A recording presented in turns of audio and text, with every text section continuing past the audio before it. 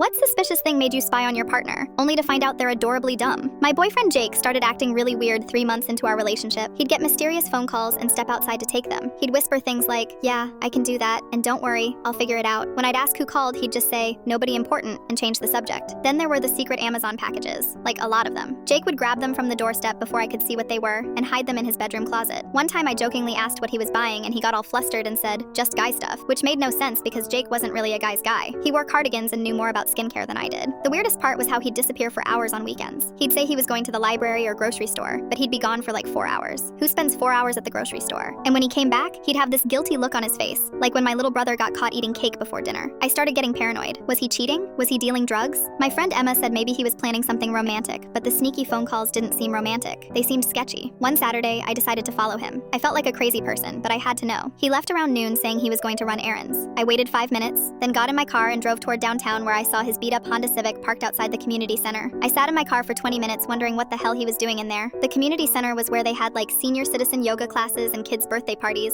Not exactly cheating territory, but still weird. Finally, I got brave enough to peek through the windows, and that's when I saw the most ridiculous thing ever. Jake was in a room full of 8-year-olds, wearing a bright yellow shirt that said Magic Mike on it. Not the stripper Magic Mike, like actual magic tricks Mike. He was holding a deck of cards and looked absolutely terrified. One little girl in pigtails raised her hand and said, "Why did you mess up the disappearing quarter trick 3 times?" Jake's face turned bright red, and he mumbled something about needing more practice. I watched him pull a rubber chicken out of his sleeve instead of a rabbit. The kids just stared at him. One boy asked if the chicken was supposed to be alive. Jake nodded very seriously and started making chicken noises. That's when it all clicked. The mysterious packages were magic trick supplies. The phone calls were him talking to other magicians asking for advice. The hours away from home were him practicing at the community center because he was too embarrassed to practice in front of me. I snuck back to my car and drove home, trying not to laugh. When Jake came back 3 hours later, he looked defeated. His hair was messy and there was glitter on his shirt. "How are your errands?" I asked, trying to keep a straight face. "Fine," he said sadly. "Just boring stuff." That night, I told him I knew about the magic lessons. He looked like he wanted to disappear into the couch. Turns out he'd signed up because he wanted to learn some tricks to impress me, but he was terrible at it, like really terrible. The kids had nicknamed him Broken Magic Mike because nothing ever worked right. Last week, he'd tried to make a balloon animal and it popped in a little girl's face. She cried for 10 minutes. "I just wanted to do something cool for you," he said, "but I can't even make a quarter disappear without dropping it." I felt like such a jerk for thinking he was cheating.